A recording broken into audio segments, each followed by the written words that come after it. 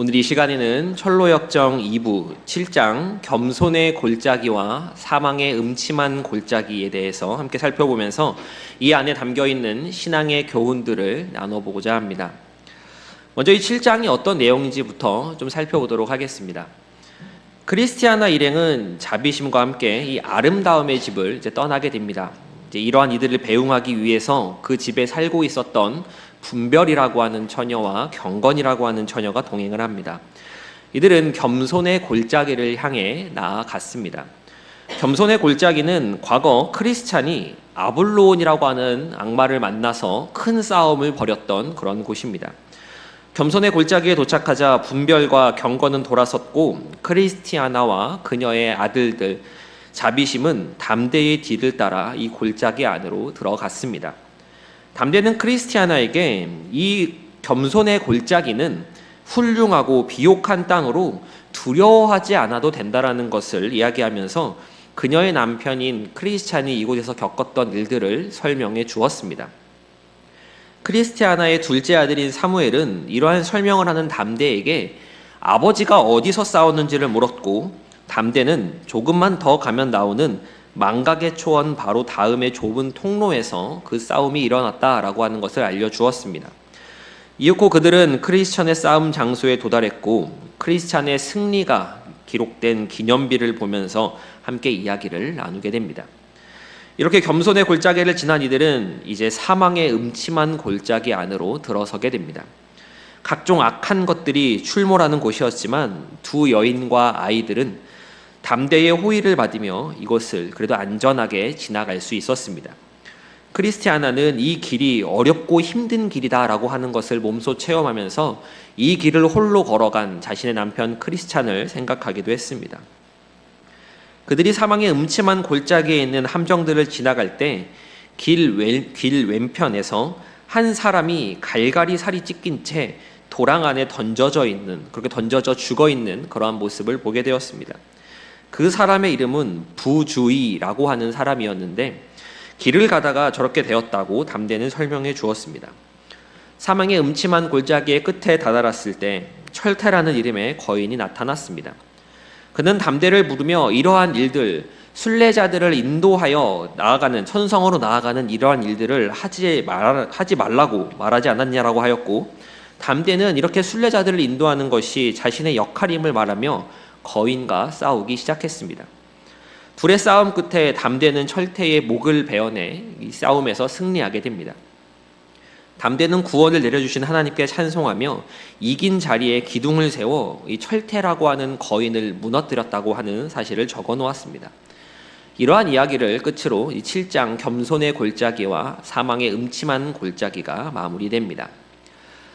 15장까지 있는 이 2부의 내용 가운데 이제 오늘 우리가 함께 7장의 내용을 나누게 되는데 이제 거의 절반 정도 왔다라고 할 수 있겠지요. 책들은 잘 읽고 계십니까? 예, 이게 제가 제보를 좀 봤는데 열심히 책을 읽다가 점점 책을 읽지 않는다라는 그런 제보가 좀 들어오기도 했습니다. 그래도 책을 읽어오시면 더 큰 유익과 재미가 있으시니까 조금 더 열심을 내셔서 읽어오시면 참 좋겠습니다. 이 7장의 이야기는 제목과 같이 겸손의 골짜기와 사망의 음침한 골짜기, 이렇게 크게 두 부분으로 나누어진다라고 할 수 있습니다. 이 각각의 골짜기들을 조금 더 주목하여 보면서 이 안에 담겨 있는 우리 신앙의 교훈들을 함께 좀 생각해 보도록 하겠습니다. 먼저 겸손의 골짜기입니다. 겸손의 골짜기라고 하면 일부에서 크리스찬의 모습을 떠올리게 됩니다. 크리스찬이 아볼로온을 만나서 거의 죽을 뻔하고 혈투를 벌인 끝에 간신히 승리한 곳이 바로 이 겸손의 골짜기였습니다. 크리스티아나 입장에서는 자신의 남편이 죽을 뻔한 큰 고생을 한 곳에 이 싸웠던 그곳을 바로 지나가게 되는 것입니다. 담대는 크리스티아나에게 크리스찬이 아볼로온을 만나 격렬한 싸움을 벌이게 된 이유를 설명하는데 이 내용을 보면 굉장히 흥미롭습니다. 사실 겸손의 골짜기라고 하는 이곳은 까마귀가 날아다니는 여느 골짜기처럼 기름진 곳이었고 이 근방에서는 가장 훌륭한 목초지요 휴가지였기 때문입니다. 이곳은 푸른 계곡과 백합화를 볼 수 있는 그러한 곳이었고 그러한 곳은 과거 크리스찬이 지날 때이나 이번에 크리스티아나가 지날 때이나 마찬가지인 곳이었습니다. 그럼 도대체 왜 크리스찬은 여기서 아볼론이라고 하는 그러한 마귀를 만나서 그 고생을 했던 것일까요? 담대는 이에 대한 이야기를 해주는데 한마디로 말하면 그가 미끄러졌기 때문이다 라고 설명을 합니다. 그가 뭐 했기 때문이라고요? 미끄러졌기 때문이다 라는 것입니다. 담대는 겸손의 골짜기에 들어가면서 이렇게 말을 합니다. 우리가 화를 자초하지 않는 이상 여기는 우리에게 해를 끼칠 만한 것이 없습니다. 우리가 화를 자초하지 않는 이상 우리에게 해를 끼칠 것이 이곳엔 없다라고 그렇게 이야기를 합니다. 무슨 의미입니까? 여기서 만약 어려움을 당한다면, 여기서 힘든 일을 만나게 된다면 그것은 자신이 스스로 화를 자초한 것이다 라고 하는 의미입니다.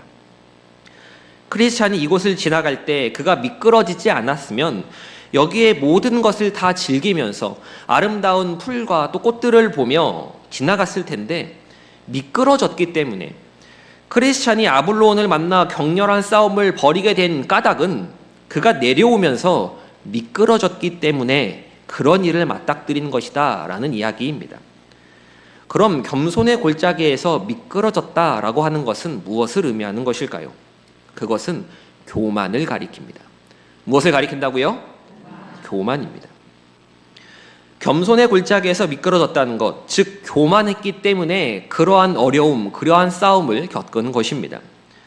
그런데 일부에서 크리스찬이 겪었던 아볼론과의 싸움은 제가 좀 전에도 여러 번 말씀드린 것과 같이 죽을 뻔한 경험이었고 격렬한 사투였습니다.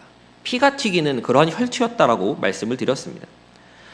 철로역정을 기록한 저자 존 버년이 교만의 문제에 대해서 이렇게 해석하고 있다라는 것은 그가 교만이라고 하는 것이 얼마나 신자를 망가뜨리는 것인가를 알고 있었고, 교만의 문제가 그냥 쉽게 웃으면서 넘어갈 수 있는 문제가 아니라 정말로 심각한 문제이다라고 하는 것을 전하고 있는 것입니다. 대개 우리는 교만이라고 하는 것을 잘 경계하지 않습니다. 물론 교만하면 안 된다라는 생각은 합니다. 교만해서 좋을 것이 없다라는 생각은 다 해요. 그렇지만 에이 뭐 그거 가지고 좀 우쭐할 수도 있지 라는 생각을 마음 한편에 품고 살아갑니다. 나는 교만할 건덕지도 없는 사람이야, 나도 좀 교만해봤으면 좋겠다 라고 그렇게 말하기까지 합니다. 하지만 우리가 분명히 알아야 하는 것은 이 교만에서 자유로울 수 있는 사람은 아무도 없다라고 하는 것입니다. 아무도 없습니다. 존 버년이, 이 철로역정의 저자인 존 버년이 17세기 사람입니다. 17세기 사람인데 동시대에 살았던 사람 중에 누가 있냐면 존 오웬이라고 하는 사람이 있습니다. 존 오웬, 이 사람의 별명이 뭐였냐면 청교도의 황태자였습니다. 청교도의 황태자. 엄청 똑똑한 사람이었고 당대의 석학이었으며 많은 신학적인 논문을 썼던 사람, 오늘날에도 신학생들이 이 사람의 책을 읽는 존 오웬이라고 하는 그런 사람이 존 버년과 같은 시대에 살았었습니다. 궁전에서 설교를 할 수 있는, 왕이 와서 찾아듣는 그러한 설교를 하는 사람이었습니다. 그럼 저자, 철로역정의 저자인 존 버년은 어떤 사람이었을까요? 존 버년의 직업은 땜장이었습니다. 땜장이의 자식으로 태어나서 땜장이의 직업을 물려받았던 사람입니다. 배운 것은 땜장이질 하는 것밖에 없습니다. 우리가 볼 때 교만하다라고 한다면 앞서 이야기했던 존 오웬이 그렇게 똑똑하니까 좀 교만했을 것 같고, 존 버년은 땜장이, 오늘날에도 땜장이라고 하면 그렇게 사람들이 존경하고 우러러보는 직업은 아니지 않습니까? 당시는 어떻겠습니까? 땜장이라고 하면 굉장히 천대받고 조금 무시당한 그러한 직업이었습니다. 그래서 존 버년은 좀 자랑할 것이 없는 것 같아 보입니다. 어찌 보면 존 버년은 교만하려고 해도 교만할 구석이 없는, 배운 것 없고 땜장이라는 직업을 가지고 있는 그러한 사람이었습니다. 하지만 존 버년은 이 교만의 문제에 대해서 정확히 알고 있는 겁니다. 자신이 땜장이의 자식이고 지금도 자신은 땜장이를 하고 있지만 남에게 나 대단하다라고 내세울 것 하나 없지만 그런 자기 자신에게도 교만함이라고 하는 것이 자리 잡고 있다라는 것. 크리스찬이 아볼론을 만나서 그렇게 격렬한 사투와 혈투를 벌였던 것 같은 그러한 치열한 싸움을 자신도 매일의 삶 가운데서 하고 있었다라고 하는 것을 그는 분명히 알고 있었던 것입니다. 그래서 그는 겸손하기 위해 교만하지 않기 위해 평생을 애쓰며 그렇게 싸우며 살았습니다. 잠깐 존 오웬 얘기가 나와서 하는 여담인데, 당시 왕이던 찰스 2세가 어느 날 존 오웬에게 존 번연에 대해서 물어본 적이 있습니다. 왜 대학도 나오지 않은 저 땜장이의 설교를 들어야 하는가? 라고 하는 그러한 질문이었습니다. 그러자 청교도의 황태자였던 존 오웬이 뭐라고 그랬냐면, 제가 저 땜장이만큼만 설교할 수 있다면 저는 저의 모든 지식을 기꺼이 포기할 것입니다 라고 그렇게 대답했다라고 전해지고 있습니다. 성도 여러분, 아무것도 가진 것이 없다라고 말할지라도 교만한 것이 인간입니다. 존 번연은 겸손의 골짜기를 이야기하면서 무슨 말을 하냐면, 이 골짜기는 신자들이 모두 지나간다. 모든 신자들은 이 골짜기를 지나간다 라고 그렇게 이야기를 합니다. 무슨 의미겠습니까? 하나님께서는 성도의 그 순례의 길 가운데 이 겸손의 문제, 교만의 문제를 그의 삶 가운데서 반드시 다루신다라고 하는 이야기입니다. 한 번만 다루시겠습니까? 평생에 걸쳐서 이를 다루어 가실 것입니다.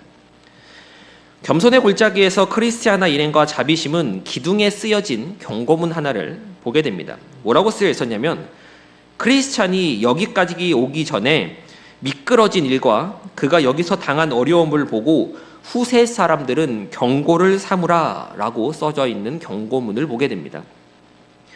크리스찬이 아볼로온과 싸운 이야기는 이미 유명한 이야기니까 경고를 받고 여러분들은 여기에서 미끄러지지 말아라 라고 그렇게 경고를 하고 있는 것입니다.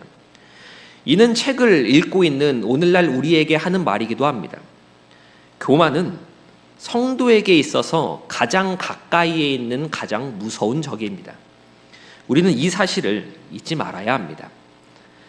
겸손의 골짜기에서 한 가지 더 볼 것은, 이곳을 가리켜서 세상의 소음과 번잡함이 없는 곳이다 라고 표현하고 있다라는 점입니다.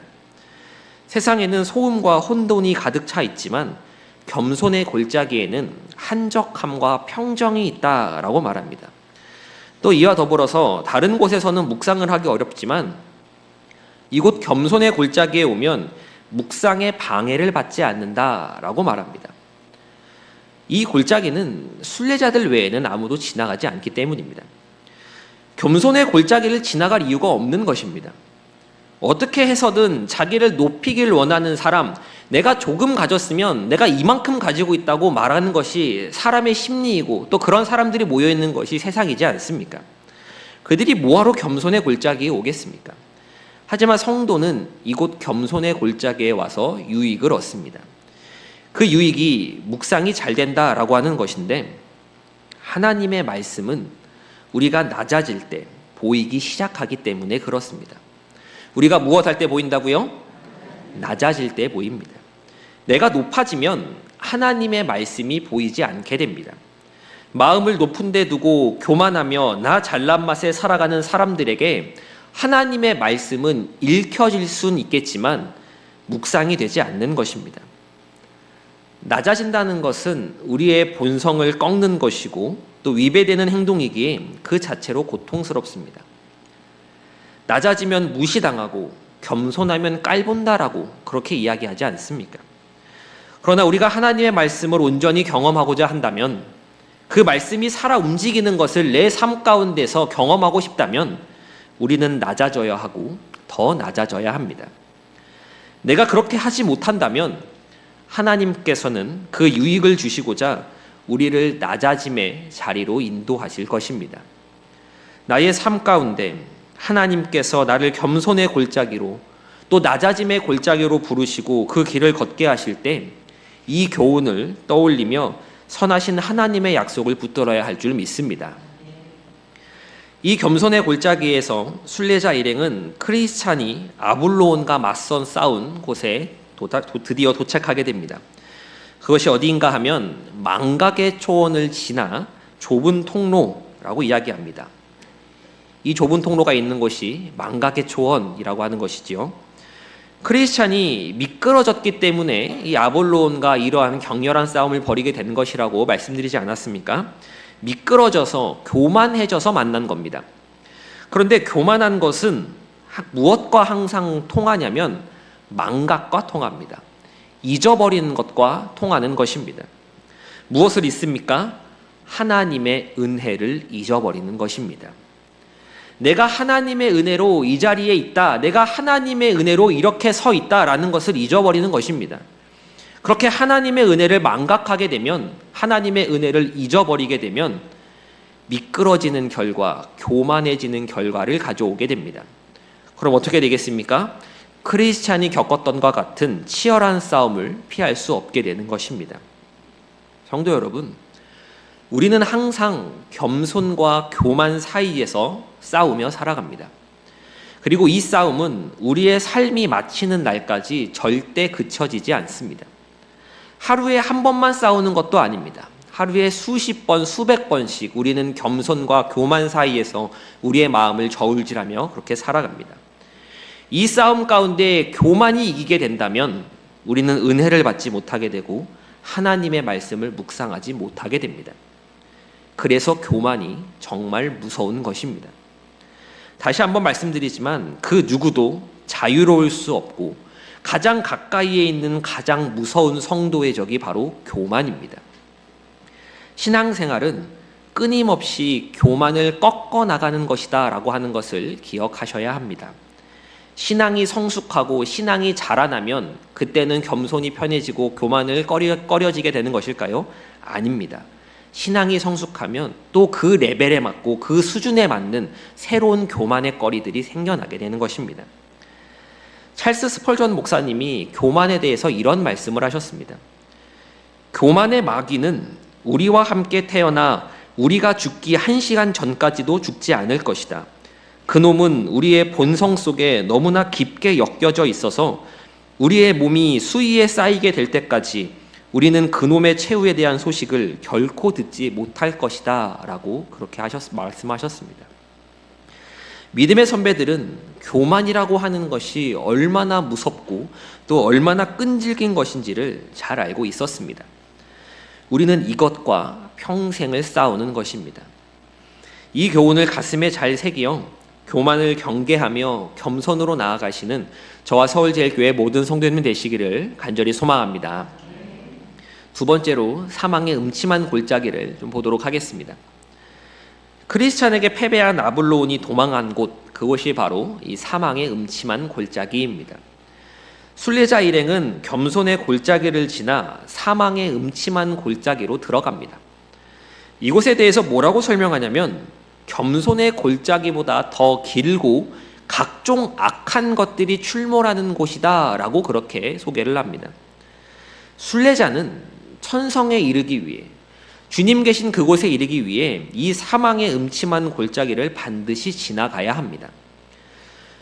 성도 여러분, 사망의 음침한 골짜기라는 이야기를 들을 때 혹시 그런 생각 안 해보셨습니까?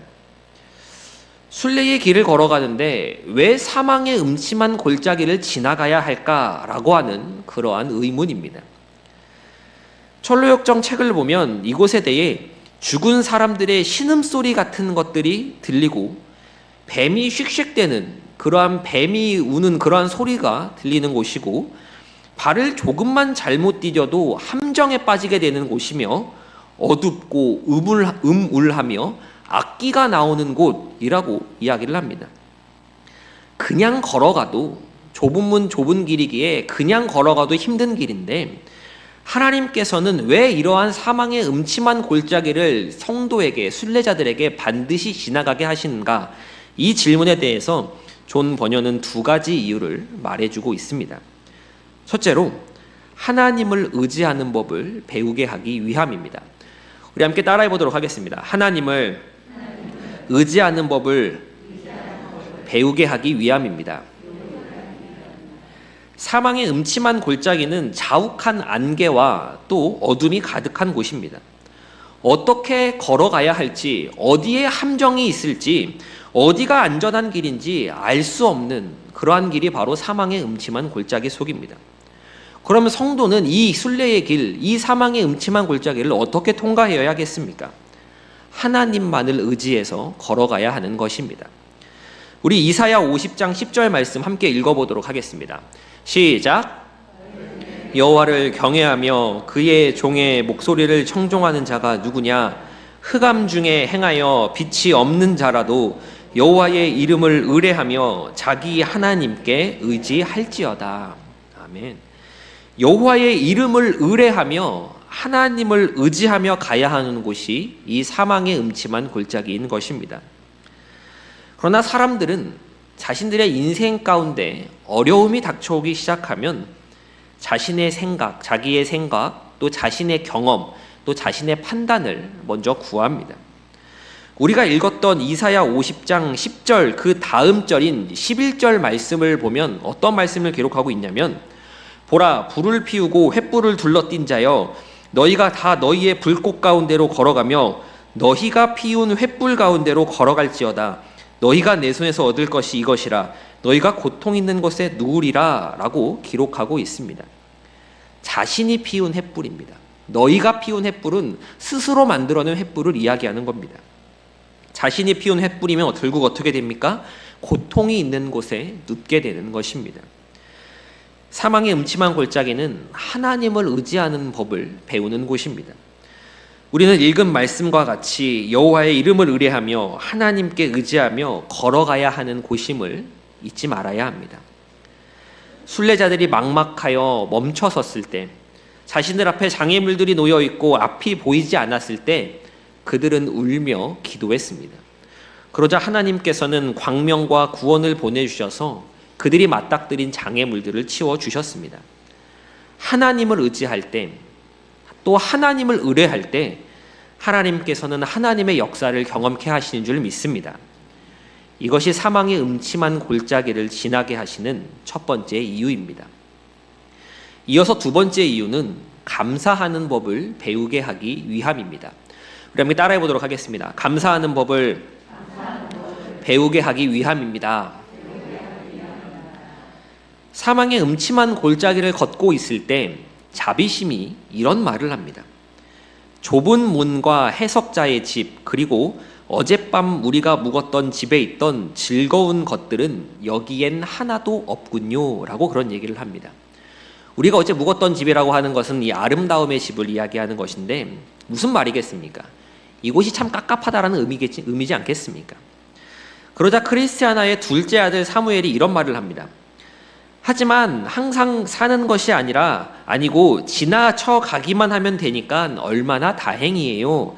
제가 생각하기에 우리가 이 길을 지나야만 우리를 위해 예비된 집에 갈 수 있게 하신 한 가지 이유는 그 집이 얼마나 살기 좋은 곳인가를 더욱 절실히 깨닫게 하시려는 데 있는 것 같아요 라고 그렇게 이야기를 합니다. 제가 좀 어린 나이에 목소리를 내려고 했는데 아셨습니까?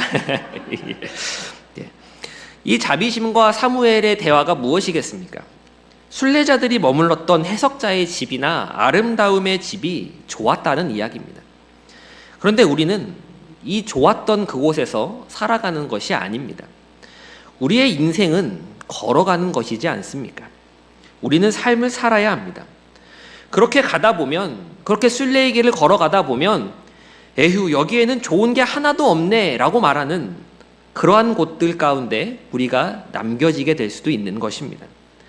그런데 둘째 사무엘이 여기에 뭐라고 이야기를 했습니까? 항상 여기 사는 것이 아니라 지나쳐 가기만 하면 되는 것이니 얼마나 다행입니까? 라고 그렇게 이야기하지 않았습니까? 우리가 사망의 음침한 골짜기를 지나는 두 번째 이유는 우리가 장차 갈 그곳, 우리가 바라는 그곳이 얼마나 살기 좋은 곳이며 그곳이 얼마나 감사한 곳인지를 우리에게 깨우쳐 주기 위함인 것입니다. 이는 단순히 장차 있을 미래의 영광만을 의미하는 것이 아닙니다.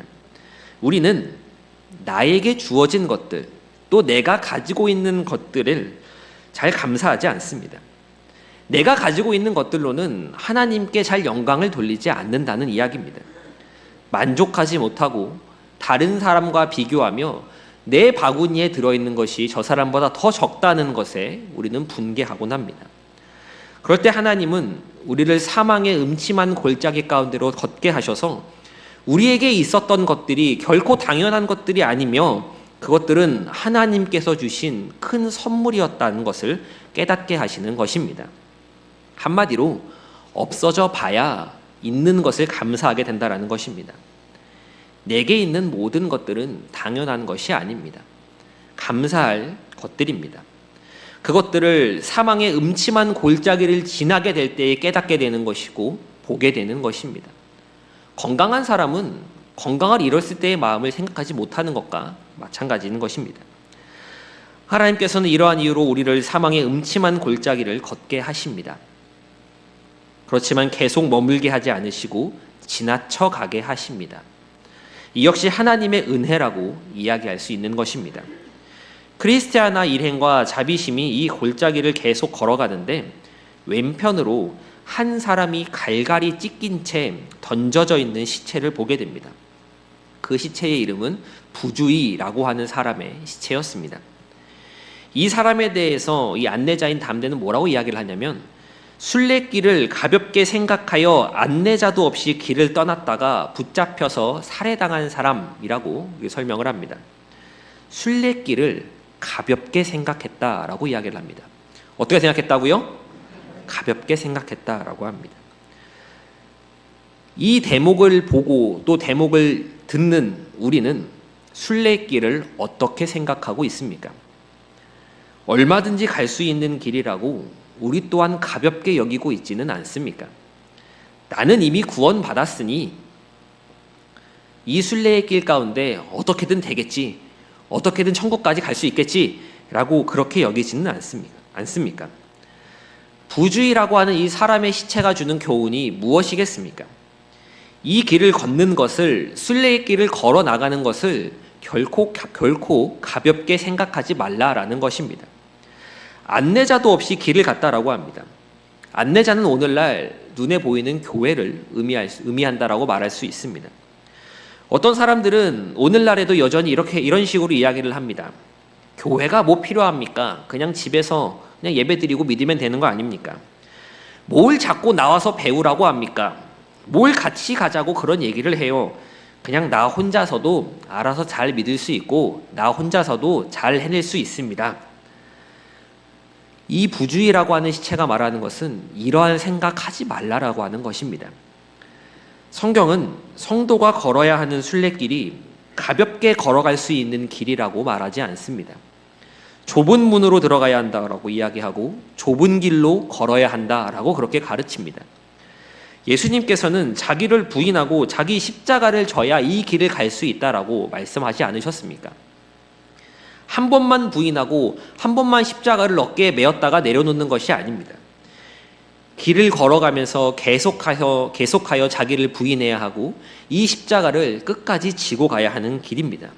결코 쉬운 것이 아닌 것입니다.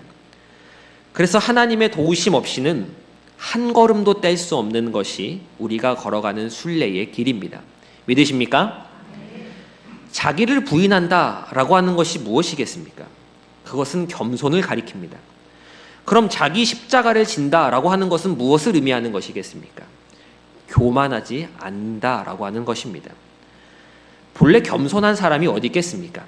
천성적으로 본성적으로 겸손을 타고난 그런 사람은 이 세상에 없습니다. 죄인인데 하나님 말씀 앞에서 자기를 쳐서 복종시키지 않으면 할 수 없는 것이 겸손이고, 겸손하지 않으면 주님 가신 그 길, 순례의 길을 바르게 따라가지 못한다라고 하는 것입니다. 4세기 기독교 신학자 어거스틴은 신앙생활에서 가장 중요한 것이 무엇입니까? 라고 하는 질문에 있어서 첫째도 겸손, 둘째도 겸손, 셋째도 겸손입니다 라고 그렇게 대답을 했습니다. 겸손하지 않은 성도가 받을 수 있는 은혜는 없습니다. 하나님의 은혜는 주어지는데 그 은혜를 받을 수 있는 것은 겸손한 성도만이 받을 수 있는 것입니다. 이 사실을 기억하면서 교훈 삼으시는 저와 서울제일교회 모든 성도님 되시기를 간절히 소망합니다. 이제 7장을 정리하도록 하겠습니다. 오늘 함께 살펴본 7장 겸손의 골짜기와 사망의 음침한 골짜기의 핵심은 겸손과 교만에 대한 것이다 라고 이야기할 수 있습니다. 겸손하지 않을 때 다툼이 일어나고, 겸손하지 않을 때 남과 비교하며, 겸손하지 않을 때 기도하지 않습니다. 교만한 것입니다. 교만을 말할 때 무언가 시건방진 것, 무언가 오만방자한 그런 것들을 떠올리기 쉬운데 이 교만은 그런 걸 말하는 것이 아닙니다. 내가 내 힘으로 어느 정도 할 수 있다라고 생각하는 것이 바로 교만입니다. 내가 할 수 있다라고 생각하면 은혜를 망각하게 되고 감사 대신 불평을 쏟아놓게 되는 것입니다. 히브리서 12장 15절은 이렇게 기록합니다. 너희는 하나님의 은혜에 이르지 못하는 자가 없도록 하고 라고 하는 말입니다. 주신 은혜, 받은 은혜를 잊지 않도록 우리가 서로가 서로를 바라보며 그렇게 상기시켜 주어야 하는 것입니다. 만나면 은혜를 나누는 사람, 만나면 은혜를 이야기하는 사람, 우리가 그러한 사람이 되어야 하는 것입니다. 하나님께서는 우리의 인생 여정 가운데 겸손의 골짜기와 사망의 음침한 골짜기를 통과하도록 하셨습니다. 이 길을 마주할 때 두렵고 불안한 마음이 들 수 있지만 하나님께서는 모든 것을 알고 계시고 때에 따라 개인에 맞는 맞춤의 은혜로 우리를 붙들어 주셔서 이 골짜기들을 능히 지나쳐가게 하실 것입니다. 하나님께서 낮추실 때, 하나님께서 나를 겸손의 골짜기로 인도해 가실 때에 하나님은 선하신 분이심을 기억하고 나를 통해 하나님의 뜻이 온전히 이루어지기를 기도하며 이 모든 상황들을 감사함으로 받을 수 있는 저와 서울제일교회 모든 성도님들 되시기를 간절히 소망합니다.